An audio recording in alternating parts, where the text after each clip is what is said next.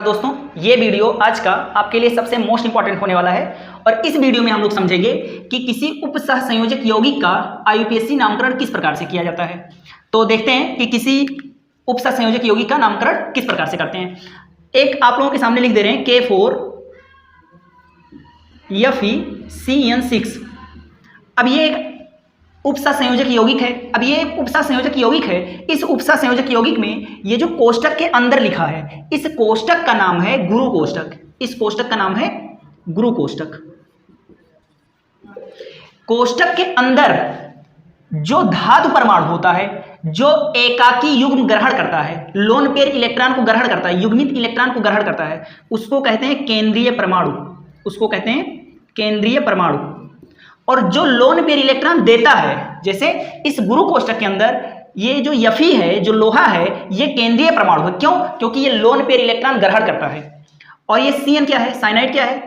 तो ये क्या है? ये लिगेंड है। और लिगेंड किसे कहते हैं? जो लोन पेयर इलेक्ट्रॉन दान करता है।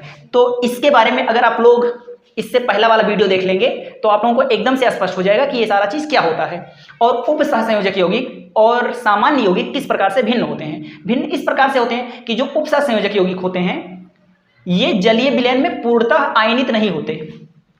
अब हम लोग इसका नामकरण सीखते हैं। नामकरण में आप लोग दो बातें याद रखिए।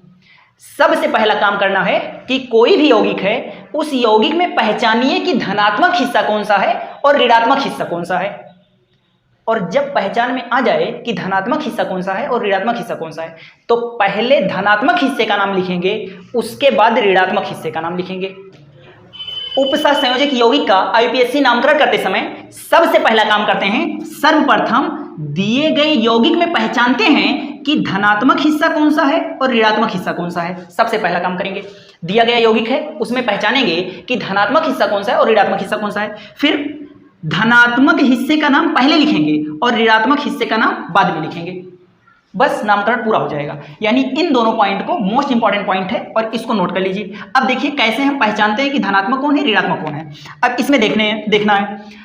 अब देखिए इसमें धनात्मक हिस्सा कौन है, तो इस पूरे में धनात्मक हिस्सा कौन होगा इसको पहचानना है। तो इसके गुरु कोष्टक के बाहर वाली चीज देखिए। तो गुरु कोष्टक ये रहा। अब गुरु कोष्टक ये है तो गुरु कोष्टक के बाहर कौन है? K4 है। और K पर प्लस चार्ज होता है, पोटेशियम पर प्लस चार्ज होता है। अब 4 पोटेशियम है तो 4 पोटेशियम पर प्लस चार्ज होगा। यानी कि जो गुरु कोष्टक होगा हमारा, ये गुरु कोष्टक हमारा निगेटिव चार्ज रखता है। गुरु कोष्टक पर निगेटिव चार्ज है। और 1 पोटेशियम पर 1 प्लस तो 4 पोटेशियम पर 4 प्लस, तो पोटेशियम पर 4 प्लस है, यानी हमारे गुरु कोष्टक पर 4 माइनस है। इस तरह से इसमें देखते हैं, जैसे इसमें अगर देखना हो कि कौन सा चार्ज होगा किस पर, तो देखिए हमें इस पर चार्ज देखना है ना, तो सबसे पहले देखेंगे कि कोष्टक के बाहर क्या है। तो कोष्टक के बाहर जो चीज है उसी से चिन्ह पता चलता है। अब कोष्टक के बाहर क्लोरीन है। अब क्लोरीन पर माइनस चार्ज होता है, 1 क्लोरीन पर 1 माइनस, 3 क्लोरीन पर 3 माइनस। इसलिए जो हमारा गुरु कोष्टक है उस पर इस स्थिति में कौन सा चार्ज हुआ? अब 3 क्लोरीन पर 3 माइनस, यानी हमारे गुरु कोष्टक पर +3 चार्ज है। अब देखिए हमारे दिए गए उपसहसंयोजक यौगिक में गुरु कोष्टक पर माइनस चार्ज भी हो सकता है और हमारे दिए गए उपसहसंयोजक यौगिक में गुरु कोष्टक पर प्लस चार्ज भी हो सकता है। अब अगर गुरु कोष्टक पर माइनस चार्ज है तो नामकरण करने का दूसरा नियम लगेगा, और अगर गुरु कोष्टक पर प्लस चार्ज है तो नामकरण करने का दूसरा नियम लगेगा। और मैं अब यहां दोनों नियम लिख रहा हूं। अब नामकरण 2 बेस पर हो सकता है। जब गुरु कोष्टक धनावेश हो तो दूसरा नियम लगेगा, और जब गुरु कोष्टक ऋणावेश हो तो दूसरा नियम लगेगा। अब 2 के दोनों नियम मैं स्पष्ट कर दे रहा हूं। तो देखिए जब गुरु कोष्टक धनावेश हो तो केवल एक नियम लगाइए, गुरु कोष्टक धनावेश है, यानी कि गुरु कोष्टक का नामकरण पहले करना है, क्योंकि मैंने यहां पर लिख दिया है धनात्मक हिस्से का नाम पहले और ऋणात्मक हिस्से का नाम बाद में लिखते हैं। तो गुरु कोष्टक धनात्मक है, यानी गुरु कोष्टक का नाम पहले लिखेंगे। अभी आप लोग देखते जाइए, अभी सब समझ में आ जाएगा। तो गुरु कोष्टक ऐसे बना दिए और इसमें सबसे पहले लिगैंड का नाम लिखते हैं, इसके बाद में लिखते हैं केंद्रीय परमाणु का नाम, और इसके बगल में लिख देंगे इसकी ऑक्सीडेशन नंबर यानी ऑक्सीकरण संख्या, और कोष्टक बंद कर देंगे। और इसके बाद में ऋणात्मक हिस्से का नाम लिख देंगे। अब गुरु कोष्टक धनावेश था तो धनावेश का नामकरण हो गया। अब ऋणावेश का नामकरण लिख देंगे, यानी ऋणात्मक हिस्से का नाम लिख देंगे। अभी एग्जांपल देंगे, आप एकदम से समझ जाएंगे। अभी ऐसे समझते जाइए। सबसे पहले लिगेंड का नाम लिखते हैं संख्या सहित, केंद्रीय परमाणु का नाम लिखते हैं और इसके बाद में OS जोड़ देते हैं और फिर ऋणात्मक हिस्से का नाम लिख देंगे, हो जाएगा। जब गुरु कोष्ठक धनावेश हो तो ये फार्मूला अप्लाई करना है, और जब गुरु कोष्ठक ऋणावेश हो तब कौन सा फार्मूला लगेगा, तब भी देख लीजिए। जब गुरु कोष्ठक ऋणावेश है यानी कि पहले धनावेश का नामकरण होगा तो हो जाएगा धनावेशित धनात्मक हिस्से का नाम। इसके बाद में हम लोग गुरु कोष्ठक का नाम लिखेंगे, क्योंकि गुरु कोष्ठक ऋणात्मक था इसलिए गुरु कोष्ठक का नाम बाद में लिखेंगे।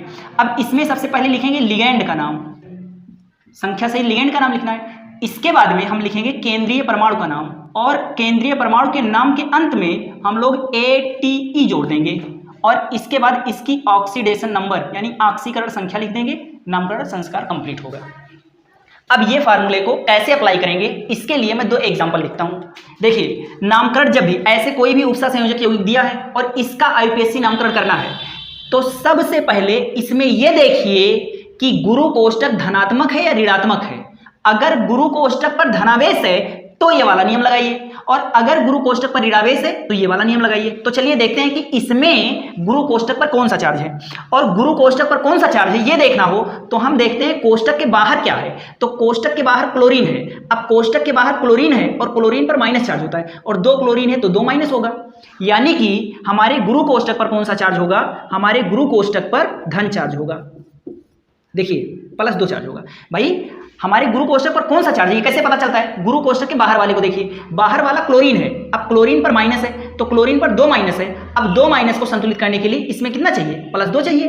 तो इस पर हमारे गुरु कोष्ठक पर धनावेश है और धनावेश वाला नियम लगा दीजिए तो ये बन जाएगा। अब चलिए इसमें धनावेश के नियम से हम लोग इसका नामकरण करते हैं। तो नामकरण कैसे होगा, सबसे पहले गुरु कोष्ठक का नाम लिखते हैं तो लिगेंड का नाम पहले लिखेंगे। अब देखिए इस गुरु कोष्ठक में जो निकिल है, जो धातु परमाणु है, जो डी ब्लॉक का तत्व है, ये होता है केंद्रीय परमाणु, और ये लोन पेयर इलेक्ट्रॉन ग्रहण करने वाला होता है, यानी ये केंद्रीय परमाणु है। और जो इसको लोन पेयर इलेक्ट्रॉन देता है ये है हमारा लिगेंड। तो सबसे पहले लेते हैं लिगेंड का नाम, तो लिगेंड का नाम लिखते हैं। तो लिगेंड का नाम लिखना है हमें और संख्या सहित। तो लिगेंड का नाम है एमीन, यानी S3 का क्या नाम होता है, एमीन होता है, और इसकी संख्या 6 है इसलिए लिखेंगे हेक्सा एमीन। हेक्सा 6 है तो हेक्सा और एमीन, तो हेक्सा एमीन हो गया। तो हेक्सा एमीन, और इसका क्या, अब देखो हेक्सा एमीन हो गया लिगेंड का नाम। लिगेंड के नाम के बाद हम लिखेंगे केंद्रीय परमाणु का नाम। तो केंद्रीय परमाणु क्या है, निकिल है, तो लिखेंगे निकिल। तो हो गया हेक्सा एमीन निकिल, केंद्रीय परमाणु का नामकरण हो गया। अब इसकी ऑक्सीकरण संख्या लिखते हैं। तो ऑक्सीकरण संख्या अभी हम निकाल कर दिखा रहे हैं, अभी लिखेंगे। अब देखिए लिगेंड का नाम हो गया, तो देखिए गुरु कोष्ठक के अंदर जो लोन पेयर देता है वो लिगेंड है। अब लिगेंड यहाँ पर NH3 है और NH3 की संख्या क्या है 6, तो 6 को लिख दिया हेक्सा और इसका नामकरण हो गया एमीन। तो लिगेंड का नाम संख्या सहित हो गया। अब लिखते हैं केंद्रीय परमाणु का नाम। तो केंद्रीय परमाणु हमारा निकिल था तो निकिल लिख दिया, और ऑक्सीडेशन नंबर मैं अभी बता रहा हूँ। ऋणात्मक हिस्से का नाम लिख दीजिए। तो ऋणात्मक हिस्सा क्या है, क्लोरीन है, तो इसका नाम होता है क्लोराइड। और हम इस बात को नहीं बताएंगे, संख्या नहीं बताना, ये नहीं लिखेंगे कि 2 क्लोराइड है या 3 है या 4 है, यानी कितने क्लोरीन है ये नहीं लिखेंगे।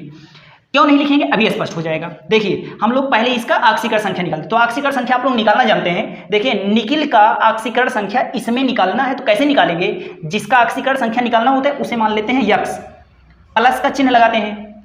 NH3 पर 0 आवेश होता है, 0 होता है, 0 चार्ज होता है, और 6 CN है तो 6 के 6 पूरे 0 हो गए।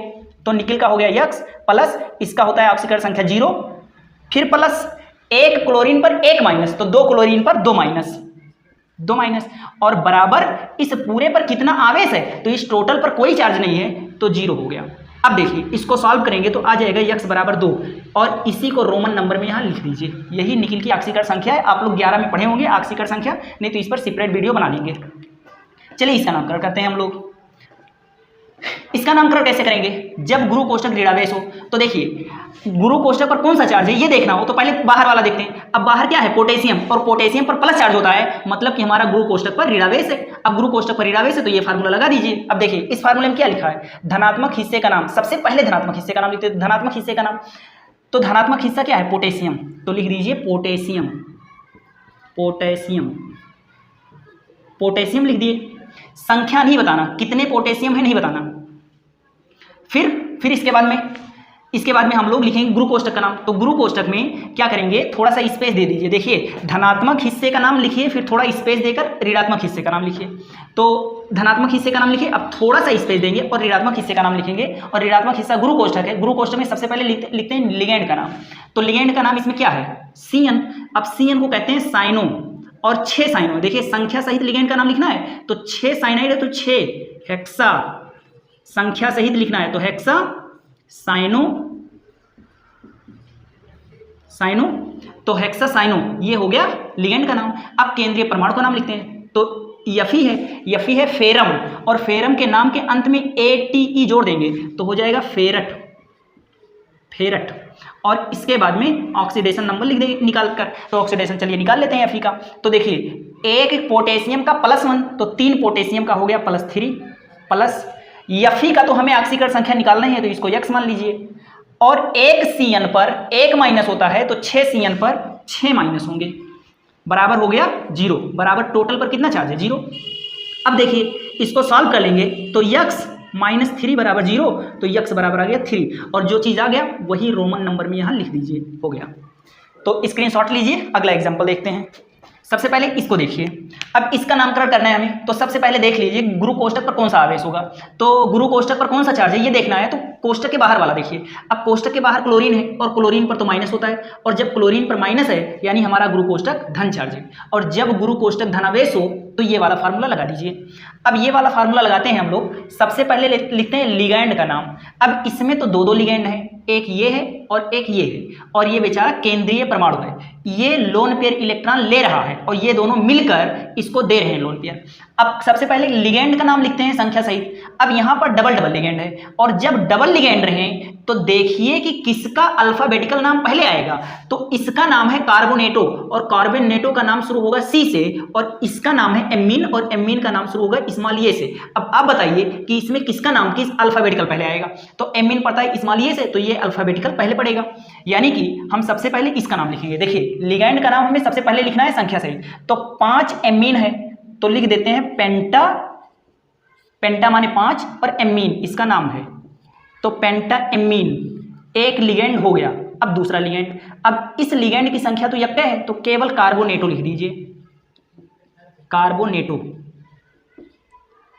हमारे लिगैंड का नाम कंप्लीट हो गया। लिगैंड डबल थे, तो उस लिगैंड का नाम पहले लिखेंगे जिसका अल्फाबेटिकल नाम पहले पड़ता हो। तो इसका नाम स्मॉल ए से पड़ता था, इसका नाम C से, तो ये वाला पहले लिख दिए संख्या सहित, पेंटा एमीन कार्बोनेटो। अब लिखते हैं केंद्रीय परमाणु का नाम। तो केंद्रीय परमाणु का नाम क्या है, CO है, कोबाल्ट है, तो लिखते हैं कोबाल्ट। और फिर इसकी ऑक्सीकरण संख्या निकालकर हम लोग अभी बीच में लिख देंगे। और ये हो गया धनात्मक हिस्से का नामकरण। अब लिखते हैं ऋणात्मक हिस्से का नाम, संख्या नहीं बताना। तो ऋणात्मक हिस्से का नाम क्या है, क्लोरीन है, तो क्लोराइड। अब चलिए इसकी ऑक्सीकरण संख्या निकाल लीजिए। तो जिसकी ऑक्सीकरण संख्या निकालनी हो उसे x मान लो। फिर इसकी ऑक्सीकरण संख्या कितनी होती है, तो -2 होती है। अब यक्के परमाणु है ही, तो CO3 आयन पर -2 चार्ज होता है, तो CO3 यक्के हुआ है, तो -2 केवल लिख दिए। और इसका तो 0 होता है। अब 0 5 है, तो 5 में 0 का गुणा होगा, तो पूरा 0 हो गया। और क्लोरीन का होता है -1, और बराबर क्या लिखेंगे, इस टोटल पर कितना चार्ज है, तो 0 चार्ज है। अब देखिए यक्स और -2 माइनस यक -3 हो गया बराबर 0, और फिर यक्स का मान निकल गया 3, और इसी को रोमन नंबर में यहाँ पर लिख देंगे। ये नामकरण कंप्लीट हुआ। अब चलिए इसका भी नामकरण करके देख लेते हैं कैसे होगा। तो सबसे पहला काम करते हैं, हम देखते हैं कि हमारे गुरु कोष्ठक पर कौन सा चार्ज है। तो गुरु कोष्ठक पर कौन सा चार्ज है देखना हो तो बाहर देखिए, सोडियम प्लस चार्ज वाला है, यानी गुरु कोष्ठक ऋण चार्ज है। और जब गुरु कोष्ठक ऋण चार्ज हो तो ये वाला फार्मूला लगा दीजिए। देखिए धनात्मक हिस्से का नाम पहले लिखते हैं, तो सोडियम पहले लिखेंगे, सोडियम, फिर थोड़ा सा स्पेस छोड़ेंगे, और इसके बाद में हम गुरु कोष्ठक का नाम लिखते हैं। तो धनात्मक हिस्से का नाम हो गया, देखिए सोडियम। अब गुरु कोष्ठक के अंदर चलते हैं। गुरु कोष्ठक के अंदर सबसे पहले लिगैंड का नाम लिखेंगे। तो लिगैंड भी यहाँ भी दो है, CN है और NH3 है। अब CN क्या है, साइनो, NH3 क्या है, एमीन। साइनो का नाम आएगा C से, एमीन का नाम आएगा स्मॉल ए से। तो एमीन का नाम पहले लिखिए, और एमीन की संख्या यक्के है, तो लिखेंगे एमीन, और 5 साइनो है, तो पेंटा साइनो, पेंटा 5 है ना, तो पेंटा साइनो, और ये सब के सब एक ही सिरो रेखा के नीचे होंगे, तो पेंटा साइनो। अब लिगेंड का नामकरण कंप्लीट हो गया संख्या सहित। देखिए लिगेंड दो दो थे, इसका भी नामकरण हो गया एमीन, इसका भी नामकरण हो गया पेंटासाइनो। अब हम लिखते हैं केंद्रीय परमाणु का नाम और आगे लगा देते हैं ATE। तो हमारा केंद्रीय परमाणु क्या है? कोबाल्ट है, और कोबाल्ट के नाम के अंत में जब ATE जोड़ते हैं तो हो जाता है कोबाल्टेट। कोबाल्ट था, ATE जुड़ गया तो कोबाल्टेट हो गया, कोबाल्टेट। और इसकी ऑक्सीकरण संख्या निकालकर यहाँ पर लिख लेंगे। तो ऑक्सीकरण संख्या निकाल लीजिए। देखिए एक सोडियम पर एक प्लस, तो 2 सोडियम पर 2 प्लस हो गया, प्लस कोबाल्ट का निकालना है तो इसको यक्स मान लीजिए। एक साइनाइड पर -1 तो 5 साइनाइड पर -5, और इसका तो 0 होता है, एमीन का 0 होता है, और टोटल पर कितना चार्ज है? 0। अब देखिए +2 और -5 सॉल्व कर लेंगे तो यक्स -3 बराबर 0, तो यक्स बराबर आ गया 3, यानी यहाँ पर 3 ऐसे रोमन नंबर में लिख दीजिए। ये नामकरण कंप्लीट हुआ, आप लोग स्क्रीनशॉट लीजिए। सबसे पहला काम क्या करना है इसमें ये करना है कि पहचानना है कि गुरु कोष्ठक पर कौन सा चार्ज है। तो देखते हैं भाई इस पर कौन सा चार्ज है, ये देखना हो तो हम ये देखेंगे कि कोष्ठक के बाहर कौन सी चीज है। कोष्ठक के बाहर पोटेशियम है, पोटेशियम पर होता है धन चार्ज, इसका मतलब हुआ गुरु कोष्ठक पर ऋण चार्ज है। और जब गुरु कोष्ठक पर ऋणावेश हो तो कुछ नहीं सोचना, यही फार्मूला लगा दो। धनात्मक हिस्से का नाम लिखते हैं, संख्या नहीं बताना। तो धनात्मक हिस्सा यही तो है पोटेशियम, और पोटेशियम का नाम पोटेशियम लिख दो, पोटेशियम का नाम पोटेशियम लिख दिए। ये धनात्मक हिस्से का नाम लिखो, संख्या नहीं बताना, संख्या नहीं बताना। क्यों नहीं बताना, मैं अभी तुरंत बता रहा हूं। फिर थोड़ा स्पेस छोड़कर अब इसका नामकरण करो। तो इसका नामकरण कैसे करेंगे?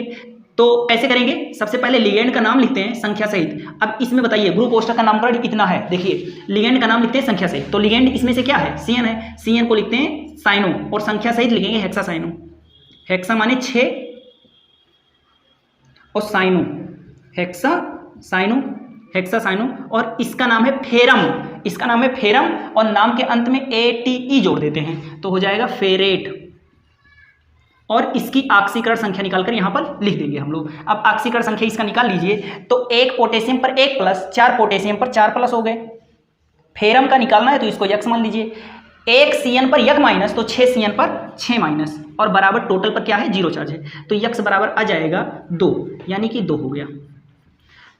अब ये एक बात ये समझ में नहीं आ रहा है कि धनात्मक हिस्से का नाम, यानी कि जो भी गुरु कोष्ठक के बाहर होता है, उसकी संख्या क्यों नहीं बताई जाती? तो ध्यान से सुनिए, अगर हमें इससे ये नाम प्राप्त हो गया है तो इस नाम से अगर ये भी प्राप्त हो जाए तो लिखने की जरूरत नहीं है। अब क्यों नहीं है? देखिए अगर यहाँ पर पोटेशियम लिखा है तो पोटेशियम की संख्या कितनी होगी ये तो आप वैसे भी निकाल सकते हैं। देखिए अगर Fe क्या है? धातु है, और इसका +2 होता है, तो अगर इसका ऑक्सीकरण संख्या +2 है, Fe पर कितना चार्ज है? +2 है। CN पर 1 CN पर यक माइनस, तो 6 CN पर 6 माइनस, यानी कि हमारे गुरु कोष्ठक पर जो चार्ज है वो माइनस चार्ज है, -4 है। देखिए दोस्त Fe पर +2 चार्ज होता है, तो Fe का हो गया +2, और 1 CN पर 1 माइनस, तो 6 CN पर 6 माइनस, और दोनों को मिक्स कर दिए, यानी कि हमारे गुरु कोष्ठक पर -4 आवेश है। अब -4 आवेश को संतुलित करने के लिए 1 पोटेशियम पर 1 प्लस, तो खुद समझिए कि कितने पोटेशियम होंगे? 4 पोटेशियम होंगे। देखिए हेक्सासाइनो, यहाँ हेक्सासाइनो है, यानी 6 साइनाइड है, ये तो मैंने बता ही दिया, और फेरेट है, ये भी बता दिया मैंने। तो साइनाइड जब 6 हैं, ये भी बता दिया कि -6 हैं, और फेरेट पर +2 है, तो इसकी संख्या जब पूरी की पूरी पता चल गई तो हमें इस पर चार्ज भी पता चल गया, देख लीजिए। और जब इस पर -4 आवेश है तो इस पर क्या होगा? इसको कितना लेना पड़ेगा? 4 पोटेशियम लेना पड़ेगा, इसलिए इसकी संख्या